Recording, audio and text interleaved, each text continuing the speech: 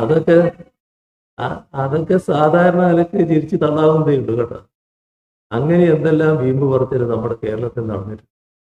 അതും ഗൂഢാലോചനയായിട്ട് നടക്കണ്ട. ഗൂഢാലോചനയാണ്. എന്താ സംശയം? ഇങ്ങനെയുള്ള വിവരമല്ല, ഇങ്ങനെയുള്ള വിവരത്തിന്റെ മേലെയല്ല, ഇങ്ങനെയുള്ള വിവരമായിട്ട് കാണണ്ട. നിങ്ങൾ തർക്കിക്കാൻ വേണ്ടി മാത്രം വന്നാണെങ്കിൽ അങ്ങനെ തുടങ്ങാം നമുക്ക്. ഇത് നിങ്ങളല്ല അവരോടാ ഞാൻ പറഞ്ഞത്. നിങ്ങൾക്കാണോ ചോദിക്കാൻ? നിങ്ങൾ മാധ്യമ പ്രവർത്തനം തന്നെ, നിങ്ങളുടെ മാധ്യമ പ്രവർത്തനത്തെ പറ്റിയാണ് ഞാൻ പറഞ്ഞത്. മാധ്യമ പ്രവർത്തനമായിട്ട് നടത്തും. അതിന് യാതൊരു തടസ്സവും ഇവിടെ ആരും ഉണ്ടാക്കുന്നില്ല. ഞാൻ പറയട്ടെ, നിങ്ങളെന്തെങ്കിലും ചാടിക്കൊണ്ടിരിക്കുന്നു. മാധ്യമ പ്രവർത്തനമായി നടത്തുന്നത് യാതൊരു തടസ്സവും ഇല്ല. ആരും അതിന്റെ മേലെ കുതിര കയറുന്നില്ല. പക്ഷേ പോലീസ് ഇപ്പോ ഒരു കേസ് എടുത്തിരിക്കുന്നു. ആ കേസിൽ പോലീസ് പറഞ്ഞിരിക്കുന്നു ഗൂഢാലോചനയുണ്ട്. നിങ്ങൾ പറയുന്നു ഗൂഢാലോചനയല്ല എന്ന്. അത് തെളിയിച്ചോളൂ. അതിനെന്താ പ്രശ്നം?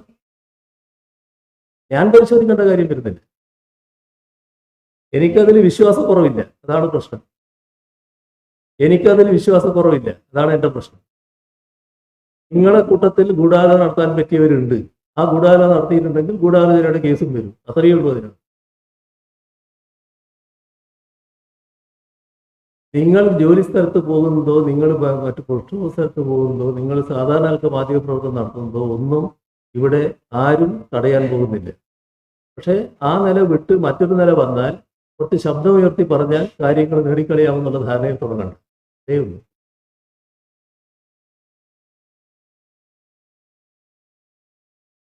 ഏത്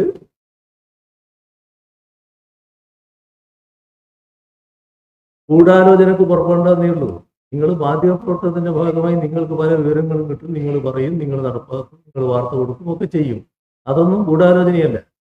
പക്ഷെ ഗൂഢാലോചനയുടെ ഭാഗമായി നിങ്ങൾ അതേ ഉള്ളൂ.